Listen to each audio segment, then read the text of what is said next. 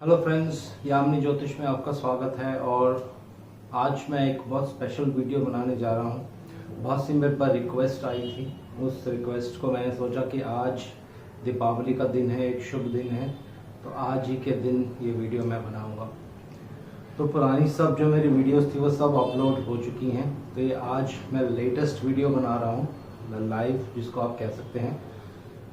Women's की कुंडली, लड़कियों की, लेडीज की कुंडली जो होती है उसको देखने की विधि थोड़ी सी डिफरेंट होती है, अलग से देखनी पड़ती है, लेकिन रूल्स और कॉन्सेप्ट्स वही होते हैं। तो इसी के ऊपर एक छोटी सी वीडियो मैं बनाने जा रहा हूँ। बहुत ही एक फेमस पर्सनालिटी है इंडिया की, लेडी पर्सनालिटी जिसको आप कह सकते हैं। पुलिस में थी ये, फिर ट्रैफिक में चले गए। बहुत सी इनकी लाइफ में अप डाउन्स और चेंजिंग्स भी हुई हैं। तो सारी डिटेल्स में डिस्कशन तो नहीं करूंगा, लेकिन योग जो मैं आपको बताना चाहता हूँ बहुत इम्पोर्टेंट होता है वो कुंडली में देखना। अगर आपने ये देखना सीख लिया कि योगों को कैसे पढ़ा जाता है कुंडली में, तो बहुत सारी जो आपकी प्रेडिक्शंस हैं बिल्कुल एक्यूरेट होंगी, एकदम सटीक प्रेडिक्शन जिसको आप कहते हैं वो होंगी। तो बहुत से नोट्स मैंने प्रिपेयर किए हैं, उसमें से जो इम्पोर्टेंट होगा, जो महत्वपूर्ण होगा, वो आपके साथ में शेयर करूंगा दोस्तों। तो आइए वीडियो आरंभ करते हैं। वीडियो आरंभ करने से पहले मैं सबका बहुत बहुत धन्यवाद करना चाहता हूं जो लोग मेरा चैनल सब्सक्राइब कर रहे हैं। तो देखिए, ये एक कुंडली है, ये लगन कुंडली है, ये नवमांश कुंडली है। दोनों कुंडलियां अलग अलग हैं। लगन कुंडली में भाव चलित कुंडली भी साथ में लेनी होती है, लेकिन यहाँ भाव चलित कुंडली में कोई भी जो ग्रह है वो नहीं बदल रहा है। जैसे लगन कुंडली में है उसी में ही विराजमान है, किसी भी तरह से कोई बदलाव नहीं है भाव चलित कुंडली में। तो कुछ बेसिक चीजें हैं जो हमें हमेशा देखनी चाहिए, जो बहुत जरूरी होती हैं। वो है कुंडली का पहला पन्ना, ये सबसे ज्यादा जरूरी होता है।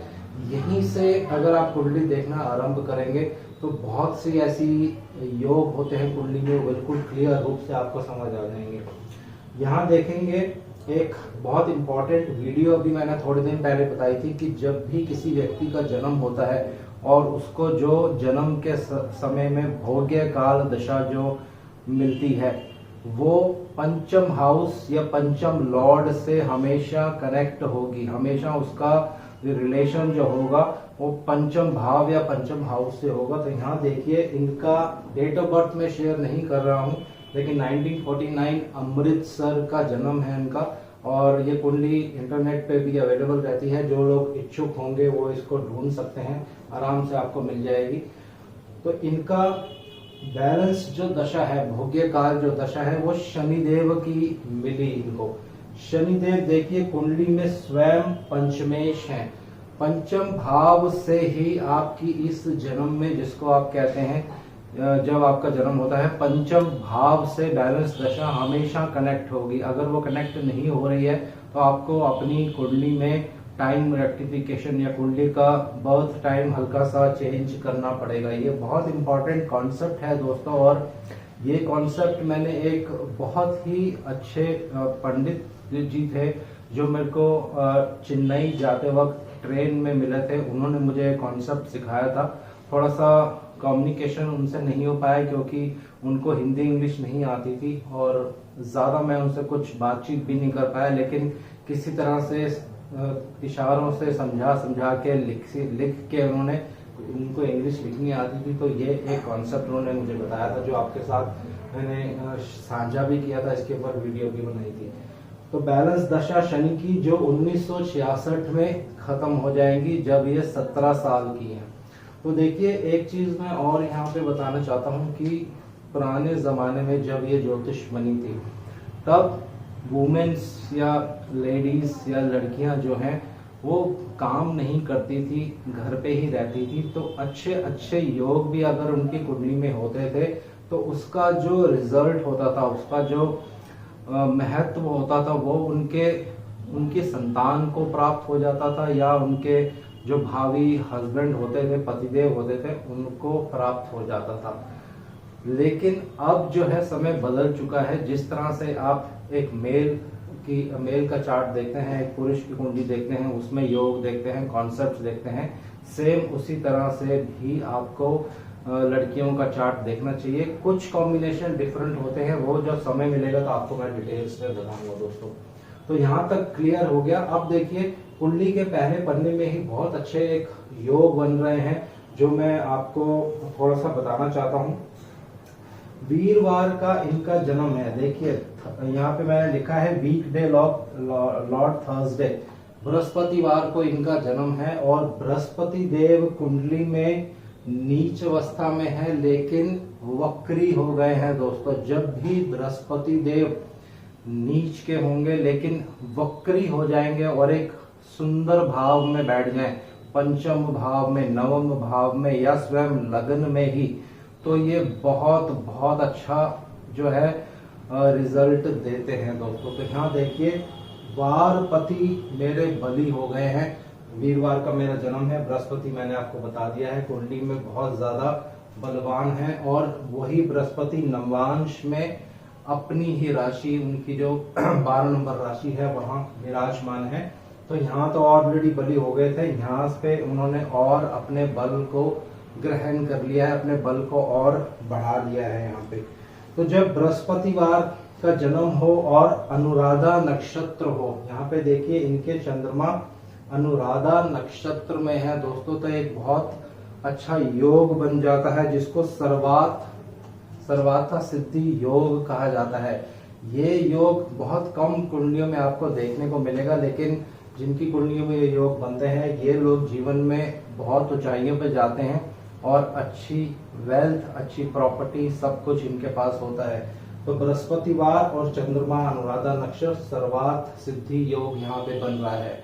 यहाँ रवि योग भी बन रहा है, वो देखिए कैसे, सूर्य मृगशिरा नक्षत्र में है और चंद्रमा अनुराधा नक्षत्र में है। अगर आप मृगशिरा नक्षत्र से अनुराधा तक गिनेंगे तो ये 13 आता है। ये कल भी मैंने आपको वीडियो में बनाया था।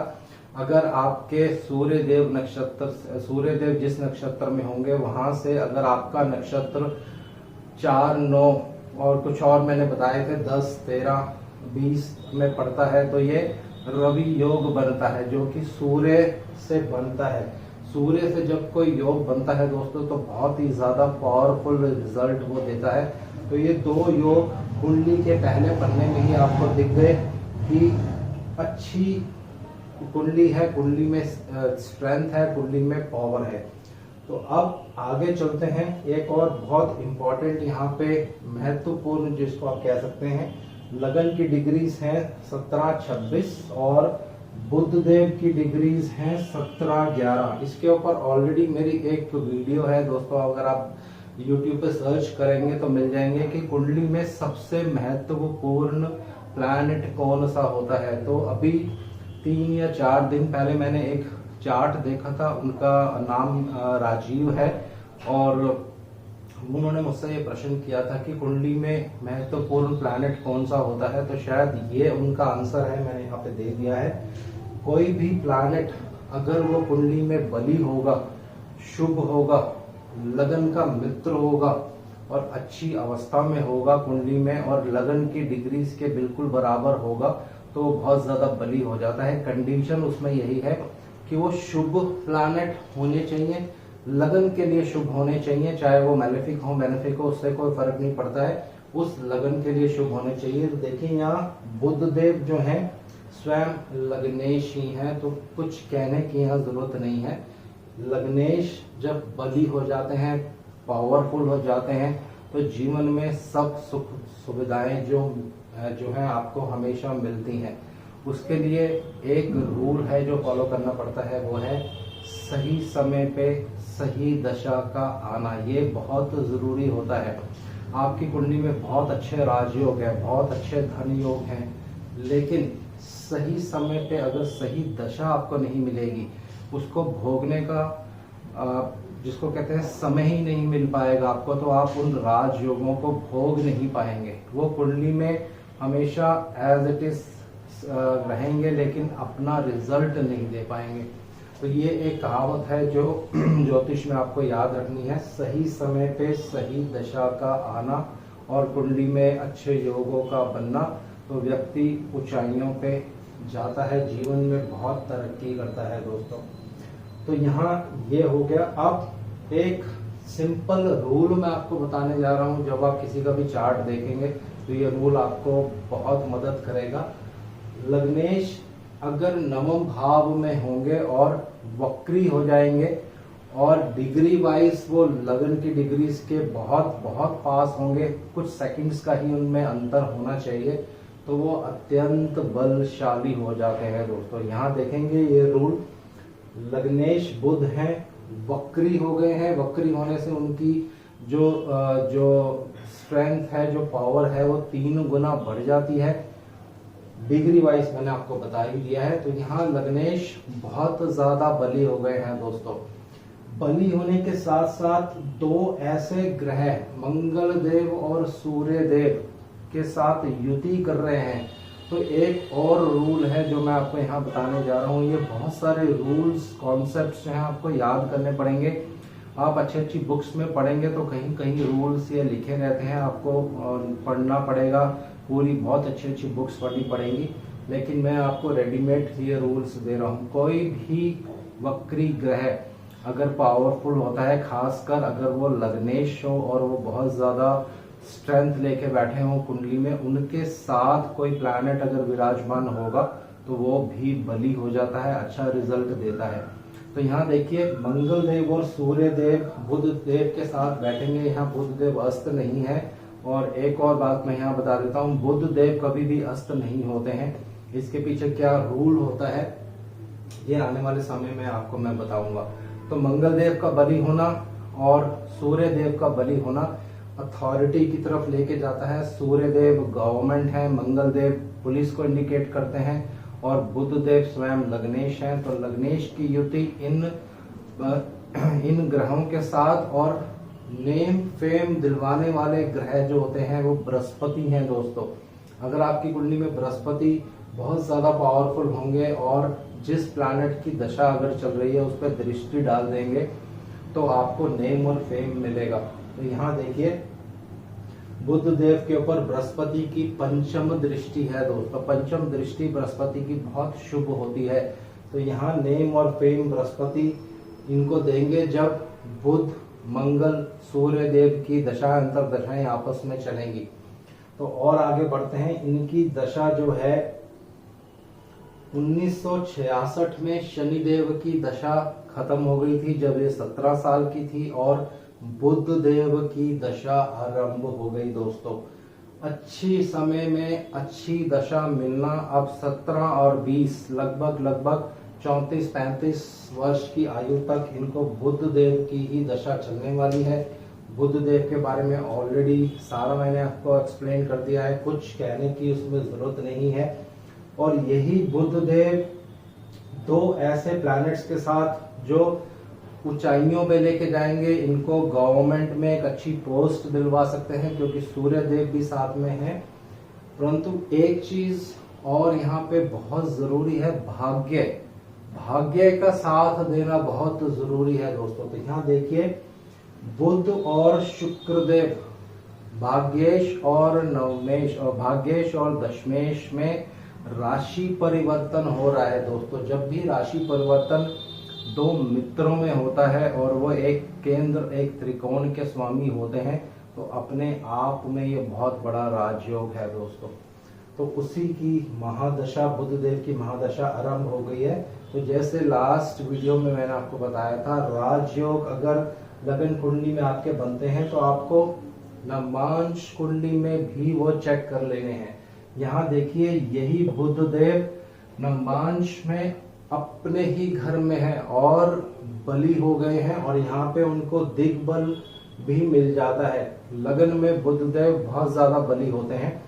साथ में उनके बैठे हैं शनि देव जो नवांश कुंडली के भाग्येश हैं और लगन कुंडली के पंचमेश भी हैं और षष्ठेश भी हैं। षष्ठेश होने का रोल भी यहाँ पे शनिदेव निभाएंगे, वो भी आने वाली वीडियो में आपको मैं बताऊंगा कि कैसे षष्ठेश होने का, छठे घर के स्वामी होने का भी शनिदेव ने कैसे रोल जो है वो प्ले किया था, लेकिन पंचमेश भी हैं।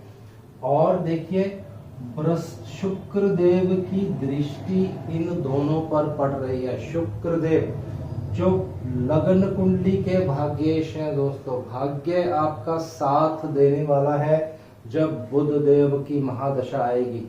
तो लगभग 1970 या 71 के आसपास, 72 के आसपास इनका एग्जाम हुआ था, जिसमें ये उत्तीर्ण हुई, सिलेक्ट हुई और पुलिस में आ गई। ये बहुत ही ज्यादा एक अच्छी पोस्ट पे इनकी सिलेक्शन हुई थी। तो हर चीज जो होती है कुंडली में, योग जो है बहुत क्लियर रूप से दिखाई देते हैं दोस्तों। आपको सिर्फ योगों को देखना आना चाहिए। इसी तरह से और आगे बढ़ते जाएंगे और दशाओं को आप देखोगे तो और बहुत सी जीवन की जो घटनाएं हैं वो पता चल जाती हैं। लेकिन एक और महत्वपूर्ण जो योग है वो मैं आपको बताना चाहता हूँ। मंगल देव और बुध देव की युति मैंने आपको अभी बताई कि ये अच्छा रिजल्ट भी देगी, क्योंकि मंगल देव अभी बाध्य हैं, उनको अच्छा रिजल्ट देना पड़ेगा। लेकिन दोनों में शत्रुता भी है दोस्तों, कहीं ना कहीं अंदर ही अंदर शत्रुता भी निभाएंगे मंगल देव। तो मंगल देव जो है अष्टम भाव के स्वामी हैं। गुप्त रूप से शत्रु जो है आपके खिलाफ काम करते जाएंगे। क्यों? क्योंकि नवांश में 6th लॉर्ड षष्ठेश शनि की युति यहाँ हो रही है। तो गुप्त रूप से शत्रुओं ने कुछ काम किया और कुछ ही समय बाद जब इनका कैरियर जो था बिल्कुल राइस पे था, बहुत नेम और फेम इनको मिल चुका था, अचानक से गवर्नमेंट की तरफ से कुछ प्रॉब्लम इनको आ गई और इनको अपनी नौकरी उस पोस्ट से हटाकर किसी दूसरे डिपार्टमेंट में ट्रांसफर कर दिया गया था दोस्तों। तो हर चीज के अच्छे इफेक्ट भी होते हैं, लेकिन जब कोई दो शत्रु प्लैनेट आपस में युति करते हैं, मिलते हैं, तो उसका खराबी भी आपको झेलनी पड़ती है दोस्तों। अच्छा रोल भी इनको मिला, पुलिस में लेके गए, लेकिन शत्रुता भी मंगल को निभानी थी, तो दोनों ही रोल यहाँ पे प्ले हुए।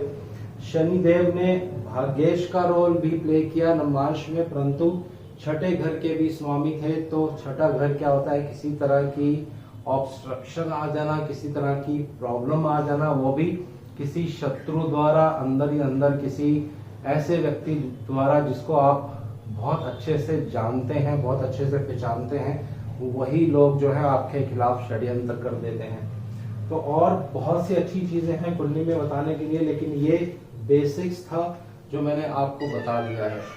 लगन की युति जब लग्नेश की युति जब दो ऐसे प्लैनेट्स के साथ हो जाती है, मान लीजिए सूर्य देव और मंगल देव की यहाँ युति हो गई लग्नेश के साथ, तो व्यक्ति बहुत साहसी हो जाता है, क्योंकि मंगल देव और सूर्य देव एक अग्नि भरे प्लैनेट्स हैं, इनमें क्रूरता है, बहुत ज्यादा साहस है। और लग्नेश का वक्री होना, एक शुभ जगह पे बैठना साहस में वृद्धि कर देता है। तो ये बहुत ही साहसी थी, बहुत ही निडर थी, ऐसे ऐसे इन्होंने काम किए थे जिनके लिए आज भी इनको याद किया जाता है दोस्तों। तो बहुत सी मेरे पास रिक्वेस्ट आई थी कि जब हमारे पास कुंडली आती है तो हमें कैसे स्टार्टिंग करनी चाहिए, कैसे उसको देखना चाहिए। तो ये प्रक्रिया अगर आप फॉलो करेंगे, कुंडली का पहला पन्ना देखें, कौन से तिथि में जन्म है, इनका जन्म भी शुक्ल पक्ष की चतुर्दशी में है दोस्तों। शुक्ल पक्ष की चतुर्दशी, जैसे लास्ट वीडियो में मैंने आपको बताया था, बहुत शुभ होती है। तो इस तरह से स्टेप बाय स्टेप एक एक करके आप चीजों को पढ़ें, कौन से योग बन रहे हैं कुंडली में, कौन सी दशा चल रही है कुंडली में, उसके अकॉर्डिंग रिजल्ट्स जो हैं आपको प्रेडिक्शंस जो हैं वो करनी पड़ेंगी। नवमांश में क्या पोजीशन है प्लैनेट्स की, क्या लगन कुंडली के प्लैनेट्स नवमांश में कमजोर हो गए हैं या वीक हो गए हैं, अपना जो बल है उन्होंने खो दिया है। कहीं ऐसा तो नहीं कि लगन कुंडली के जो लग्नेश है वो नवमांश में छठे घर में, आठवें घर में या 12वें घर में चले गए हैं। तो उस केस में भी लग्नेश की जो पावर होती है, जो उनकी स्ट्रेंथ होती है, जो उनका बल होता है, वो कम हो जाता है दोस्तों। तो नवमांश भी आपको साथ साथ कंपेयर करना पड़ेगा, देखना पड़ेगा। अगर बिना नवमांश के, बिना भाव चलित कुंडली के कोई भी प्रेडिक्शन आप करेंगे तो उसमें गलती होने के आपके बहुत ज़्यादा चांसेस रहते हैं दोस्तों। तो इसमें आप चंद्र कुंडली भी ले सकते हैं। चंद्र कुंडली से भी बहुत सारी जो प्रेडिक्शंस हैं वो निकल के आ सकती हैं। चंद्र कुंडली से आप देखेंगे तो सप्तम भाव में, सप्तम भाव जो विवाह का भाव होता है, वहां पे 3 ऐसे प्लैनेट्स हैं जो विवाह में प्रॉब्लम करते हैं। तो ये अभी डिस्कस करने की यहाँ जरूरत नहीं है, क्योंकि ये जो हमारा पॉइंट ऑफ डिस्कशन नहीं था। तो आज के लिए इतना ही दोस्तों। शनिदेव से मैं आग्रह करता हूँ सबके घर में सुख और शांति बनाए रखें। जय शनिदेव।